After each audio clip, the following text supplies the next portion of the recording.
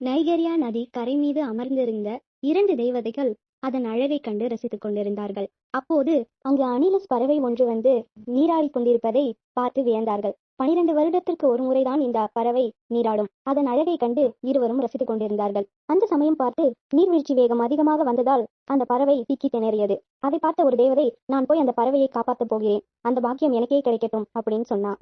இன்னொரு தேவதை, இல்லை இல்லை, நான் தான் காப்பாற்றுவேன், எனக்கு தான் அந்த பாக்கியம் கிடைக்க வேண்டும் என்று கூறினாள்.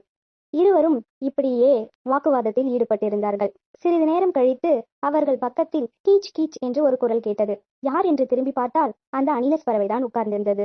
இதை பார்த்து இருவரும் வியந்தார்கள். அந்த அணிலஸ் பறவை இரண்டு தேவதைகளை பார்த்து, உங்களை நம்பினால் நான் போய் சேர்ந்திருக்க வேண்டும், நான் என்னை நம்பி முயற்சி செய்ததால் இப்பொழுது உயிர் பிழைத்துள்ளேன் என்று கூறினது. இதை கேட்டதும் இரு தேவதைகளும் தாங்கள் செயல்களை கண்டு வெட்கப்பட்டன. மற்றவர்களை நம்புவதை விட நம்மேல் நம்பிக்கை வைத்து முயற்சி